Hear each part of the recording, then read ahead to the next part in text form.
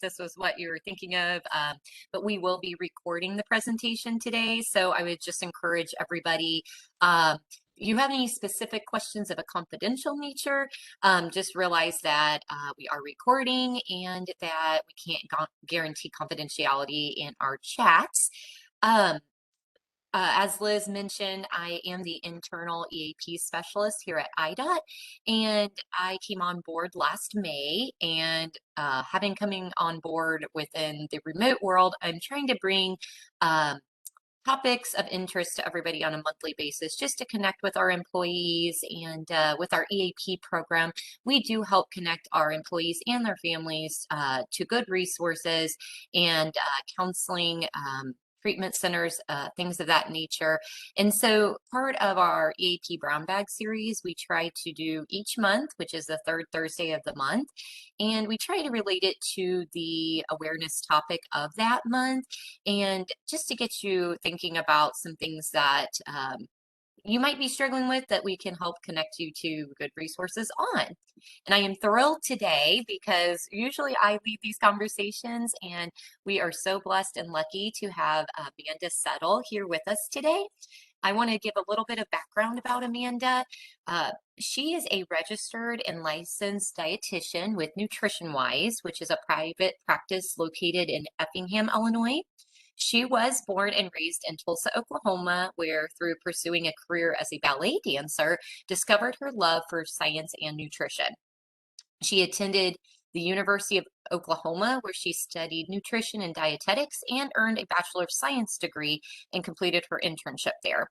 Amanda has worked for several hospitals across Oklahoma, Missouri, and Illinois, including St. Francis Health System, Barnes Jewish Hospital, and Memorial Medical Center. Amanda moved to Effingham in 2017 and worked as a dietitian for the Department of Veterans Affairs. And in 2018, she and her business partner, Lindsay Purcell, started their private practice, which is Nutrition Wise.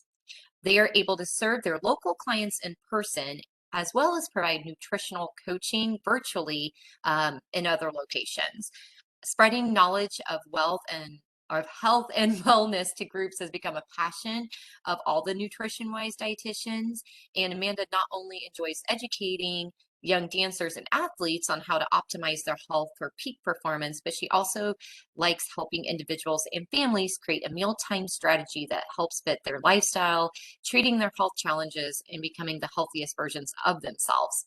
Amanda currently lives in Effingham with her two boys, Jackson and Wesley, who love to race dirt bikes, and her two cats, Kylo and Vader. As some of you might be aware, March is Health and Nutrition Month, so we are so excited to have Amanda. So please join me in welcoming Amanda to our group. All right, thank you so much, Talia. So just to add on to that, so Talia and I met when I was living in the Springfield area, and our kids actually went to daycare together. So that is how she and I met, and we've just kind of maintained a friendship. And so she invited me to come speak today, which I'm so grateful for. So thank you all so much for having me. This is something that I really enjoy doing, and of course, with it being National Nutrition Month, what better time to promote health and wellness than March? So and of course, we're getting ready to head into the spring and summer months. So everyone is kind of like, oh yeah, I was hibernating over the winter. Maybe I should kind of get back on track with the healthy eating.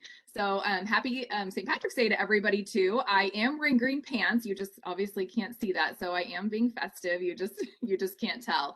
And like Talia said, I do have two cats. Sometimes they do not understand professionalism. So if they join us in this presentation, my apologies. I have one that really loves to hop on my meetings and make his presence known. So anyway, so yes, like she said, my name is Amanda Settle. I'm one of the co-owners of Nutrition Wise. I have been a dietitian for a lot longer than I would like to admit. I don't, but I do have a lot of experience in all aspects of nutrition and dietetics. So Lindsay and I kind of started this business. We want a little bit more flexibility and kind of to reach more of our friends and family, and it's kind of just continued to snowball and grow from there. So we're excited to be sharing with you today. So you can go ahead and go to the next slide, please. All right. So one thing that I do kind of start like to start out with and just kind of address is, what is a registered dietitian as opposed to a nutritionist, a health coach? There's a lot of different things out there these days. So I always just kind of like to let everybody know what a registered dietitian is. And basically that means we have to have a minimum of a Bachelor of Science degree. We have to have completed a 1,200-hour supervised hands-on internship. We have to pass a national comprehensive board exam. We have to complete ongoing educations. We have to so many hours of CEUs every year that we have to complete, and we're held to a professional code of ethics. So we are very highly regulated. We are licensed. That is the RDN after my name stands for Registered Dietitian Nutritionist. The LDN is Licensed Dietitian Nutritionist, which means I am licensed in the state of Illinois to practice. And then I am also a CDCES, which means I am a Certified Diabetes Care and Education Specialist. So I do specialize in diabetes care. So a lot of times dietitians work, mostly we think of them working in the hospital, but we're also in outpatient clinics, nursing homes, schools, food supplement companies, and of course, private practice, which is kind of where we are. So go on to the next slide, please. So just to kind of give you a little bit of background, like Talia said, I was born and raised in Tulsa, Oklahoma, went to the University of Oklahoma, and moved to Illinois in about 2006. So I did start, well, I didn't start out at the VA, but in 2008, moved down to Marion, Illinois, where I started working at the Department of Veterans Affairs there. And Lindsay, my cohort, was our intern. So she was at SIU doing her internship, and she and I met, hit it off. She started working for the VA. And then at some point I moved up to the Springfield area, and we, at that point in our lives, we were getting married, starting to have kids, and of course, being nutrition professionals, a lot of our friends were saying, you know, how do I lose my baby weight? How do I feed my baby? Or, you know, any kind of feeding issues, or, you know, my toddler's really picky. What do I do about that?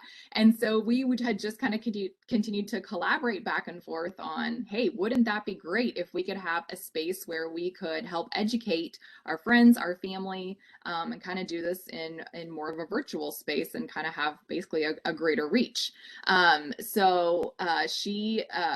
We actually, ironically, both ended up in Effingham in 2017 and 2018, and we said, hey, let's get this off the ground. Let's get this going. So Nutrition Wise was born. And basically with our company, we are unique in that we take a very functional and holistic approach to nutrition, which basically means that we look at the root cause of the problem. So we're not just looking at symptoms and kind of putting a Band-Aid over it, but it's like, hey, what's really going on here? We listen to our clients' needs and individualize care. So it's not a one size fits all. We individualize care for each of our clients, and we help them to develop attainable and realistic goals. We absolutely do not promote any fad diets. That's one thing we really try to put the kibosh on. But instead, we try to help our clients create a healthy relationship with food. We assist in making menu modifications, so especially with things like any food sensitivities or special dietary needs. And we just, again, try to create that healthy culture around food. So we can go on to the next slide. Okay, so why is our diet important? It's way more than just what we're taking in as far as the macronutrients, calories, protein, and fat.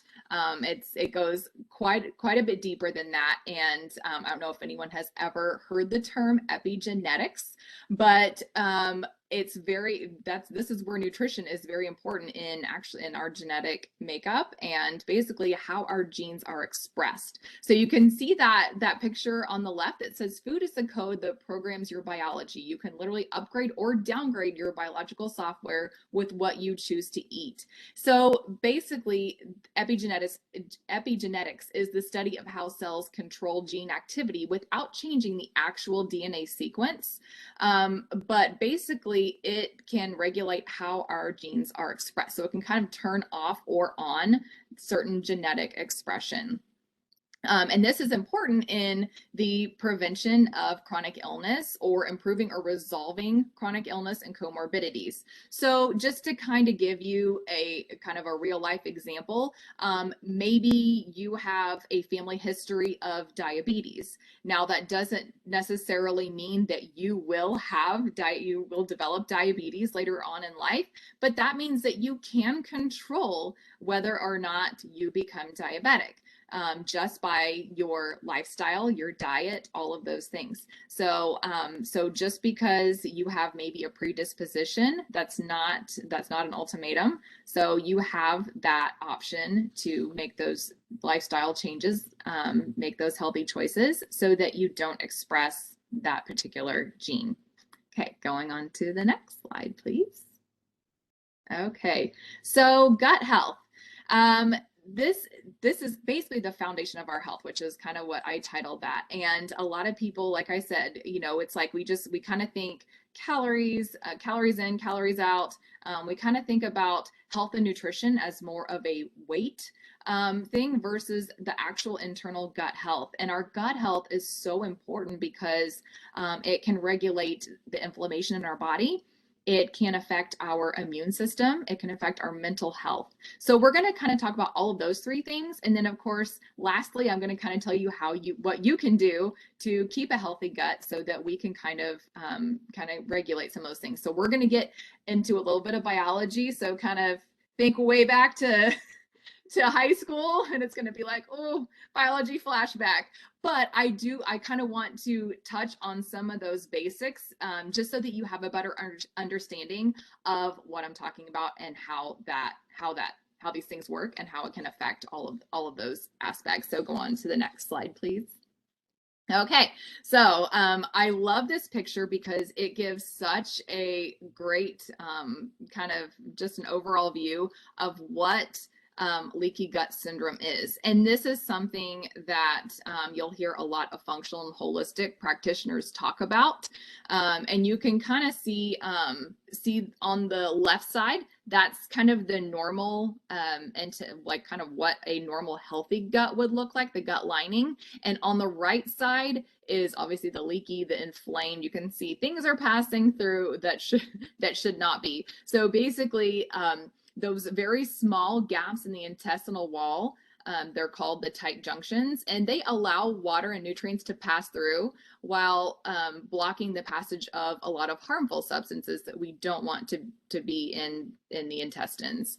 And intestinal permeability refers to how easily substances pass through that intestinal wall. So it's a little bit like a coffee filter, if you kind of think about it that way. It's not a total block, it's more of like a coffee filter. So when these tight junctions of the intestinal walls become loose or kind of separated, the gut becomes more permeable, which can allow for bacteria and toxins to pass from the gut into the bloodstream. And this causes a change in the composition of the gut microbiome, and this is basically what we refer to as leaky gut.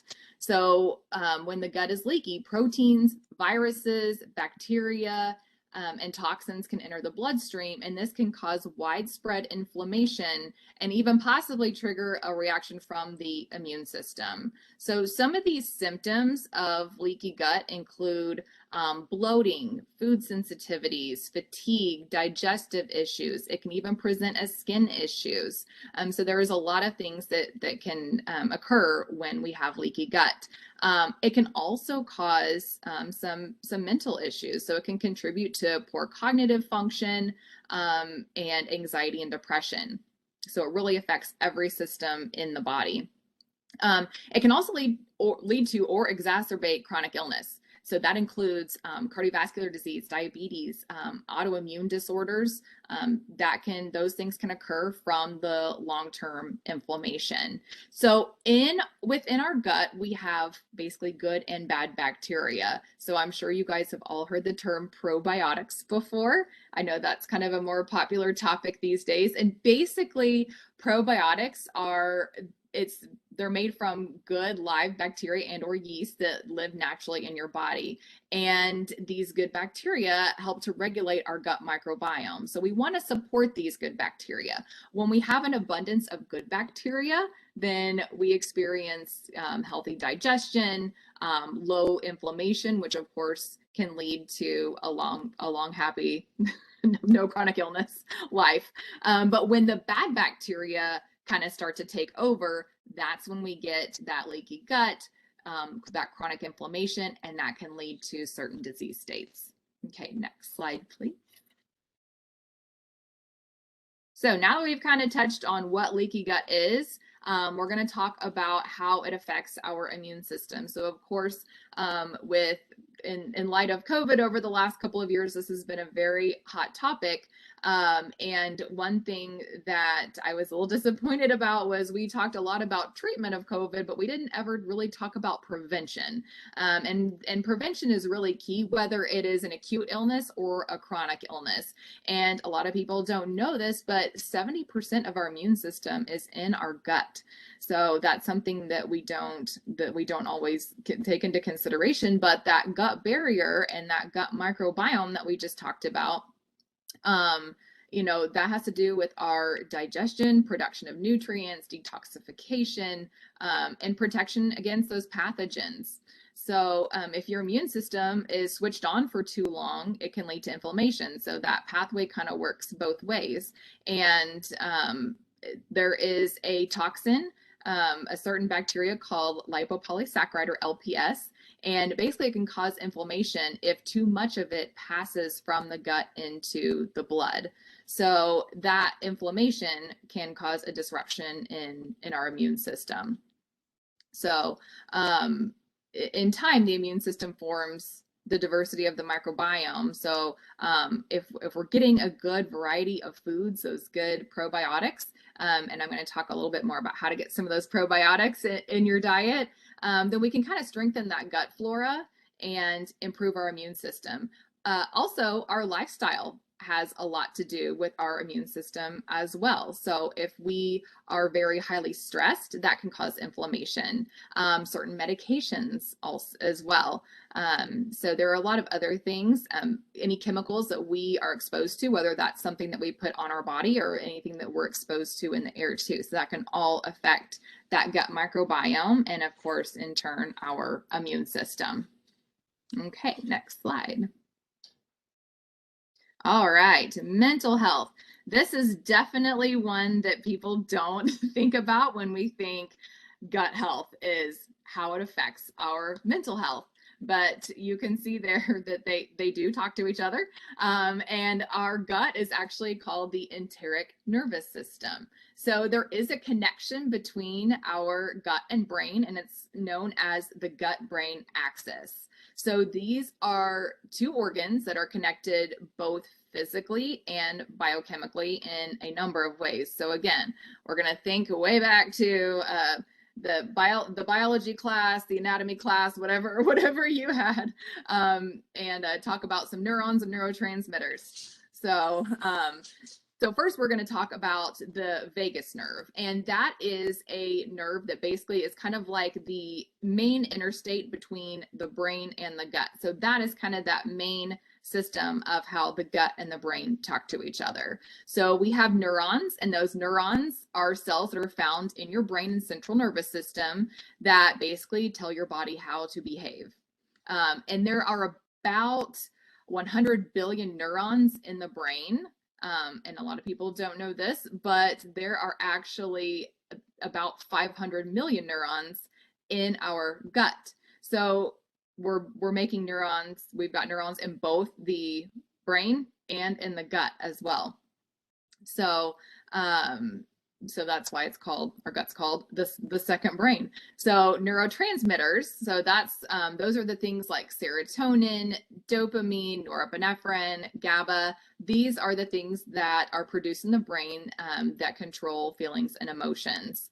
And most of us are familiar with serotonin just because it's the one that contributes to feelings of happiness and also helps to control our body clock. And interestingly, a lot of these neurotransmitters are also produced in our gut cells. and those trillions of microbes that are living in there. So again, when we have that good balance, the balance of good bacteria, then we're able to produce more serotonin, GABA, dopamine, all of these good neurotransmitters. And conversely, if we're getting a lot of more bad bacteria, then we have an imbalance in those neurotransmitters. So a large portion of serotonin is produced in the gut. GABA, so that stands for gamma aminobutyric acid. Now we know why we just say GABA. And that helps to control feelings of fear and anxiety. And our gut microbes are responsible for its production as well. So again, this is why it is important to kind of keep those good bacteria thriving and the bad bacteria out. So while initially it was kind of thought that anxiety and depression caused symptoms like irritable bowel syndrome, now we're thinking that it may actually be the other way around, because if we have that dysbiosis going on, that imbalance in our gut, that could be causing the anxiety and depression. Okay, next slide, please. All right, so keeping the gut healthy. So here are just kind of some simple things that you can do just on your own to keep that gut healthy. Of course, avoiding processed foods and ultra processed foods. So processed foods, basically that's going to be a lot of things that are those shelf stable foods, those prepackaged foods. Those are obviously like our processed foods. Ultra processed foods, that's a term that most people, or a lot of people maybe haven't heard, but ultra processed food are those very highly refined sugars. That's going to be like your candies, pastries, things that have the really, really high sugar content. So avoiding a lot of those processed foods and added sugars, that's a big one. The bad bacteria thrive on sugar. So if we're eating a diet that is high in those refined carbohydrates, a lot of like breads, cereals, pastas, candies, pastries, unfortunately, even those like fancy Starbucks coffees with all the good stuff in there, that's basically just feeding that bad bacteria and causing it to thrive.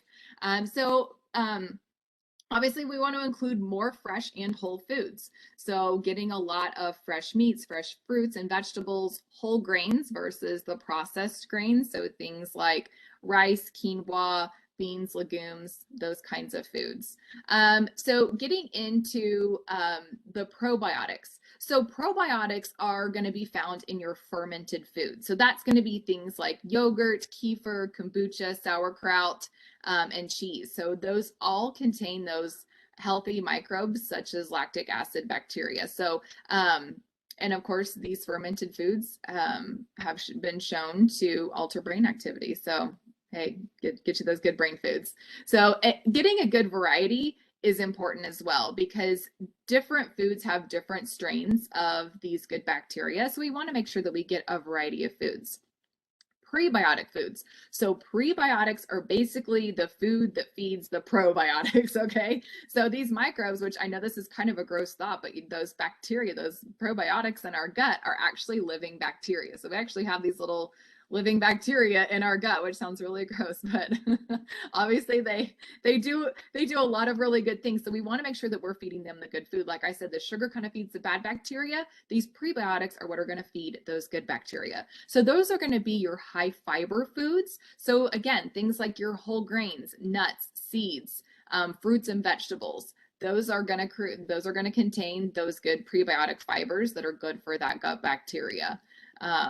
And prebiotics can also reduce stress hormones in humans. So also a good one. Omega-3 fats. So these are the fats that are found in oily fish. And so that's one of the best sources of omega-3 fats. You can also find them in things like chia and flax seeds. So those are some good sources of those omega-3 fats. Polyphenol rich foods. So cocoa, when I say cocoa, I don't mean like a Snickers bar. That's going to be like your super, like actual like cacao powder, or even like your very, very dark chocolate. So it needs to be at least 70% cocoa, not just like the milk chocolate. That's not going to cut it.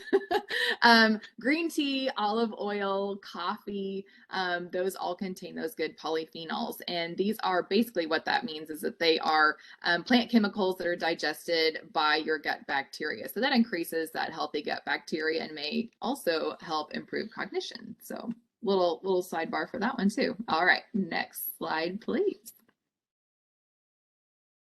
Okay, so basically, how can a dietitian help you?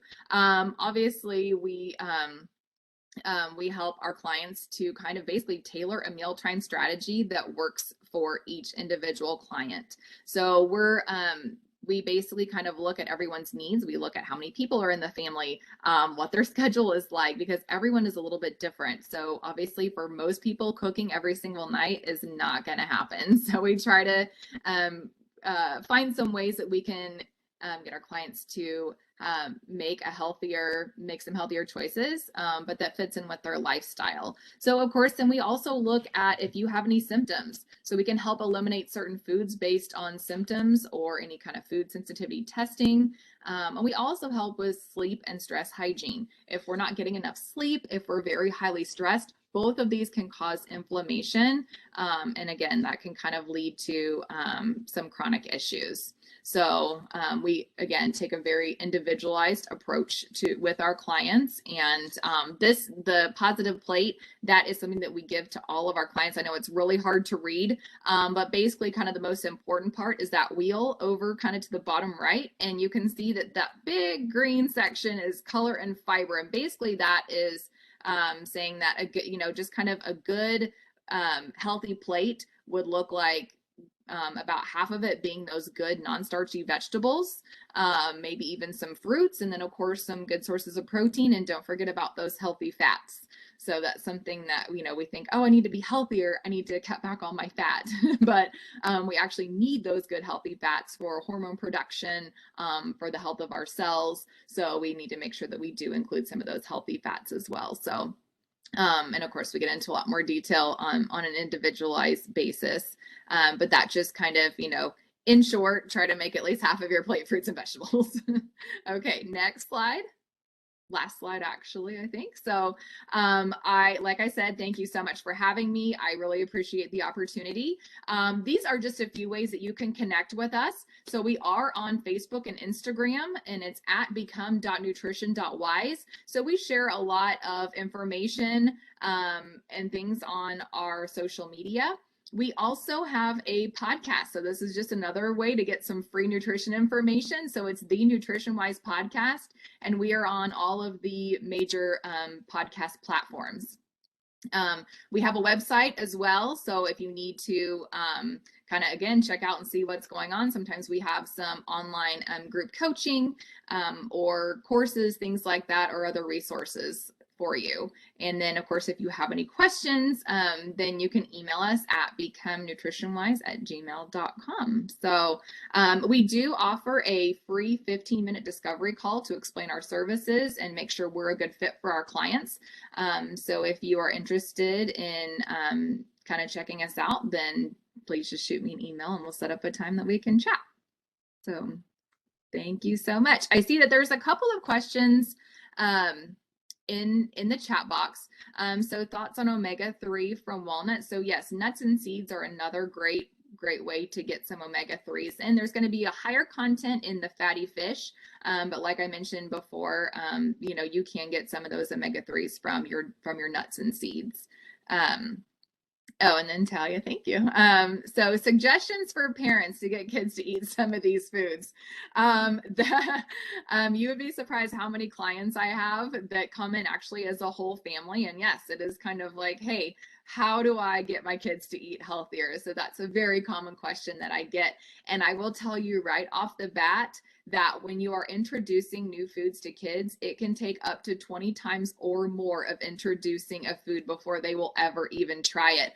But as a parent, the best thing you can do is lead by example, because whether they show it right away or not, they do mock our behaviors. So healthy eating is a learned behavior. So if they are watching mom or dad cook, they're watching what you're putting on your plate, they will start to model that after a while. I'm not saying it's going to happen right away. I just told someone the other day that I have been putting asparagus on my 8-year-old's plate for, probably the last 5 years.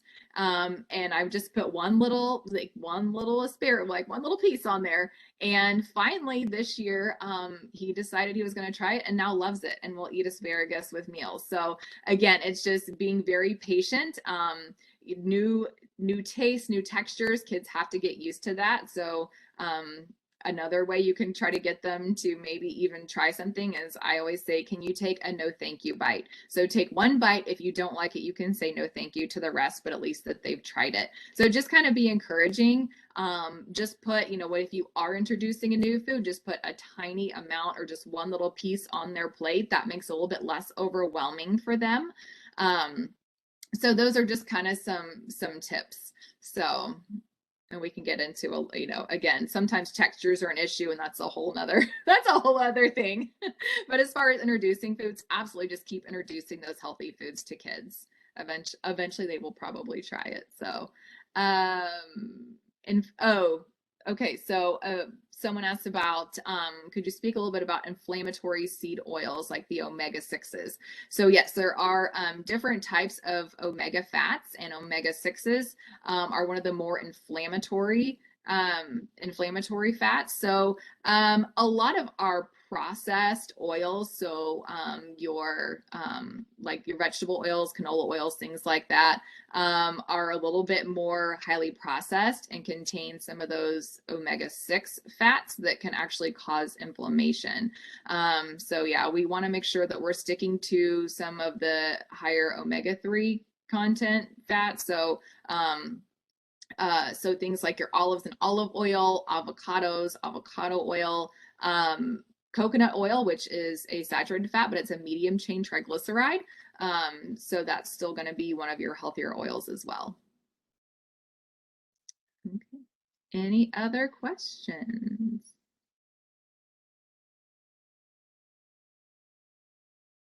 Okay. All right. Well, yeah, if you have any other follow-up questions, like Talia said, I am located in Effingham, but we are a virtual practice. So I do see clients over Zoom all over the state, and even I have a few coaching clients out of state. So we're definitely virtual. So I'm happy to work with anyone who has any questions or needs my help. So thank you guys so much for having me today. I really appreciate the opportunity. Great. Thank you so much, Amanda. Thank you. I'm so excited that you came to share with our group. I think you're just such an expert on this topic, and you definitely gave me some things to think about and to kind of ponder and take back. And like Amanda said, if you have any questions for her, that is her email address, or you could always send them my way through the EAP program, and I'll make sure I get those to Amanda as well. Thank you so much again for sharing your knowledge and wisdom with us. Absolutely. Thanks for having me. Yeah. So we're going to go ahead and end our presentation today. I wish everybody a happy, healthy,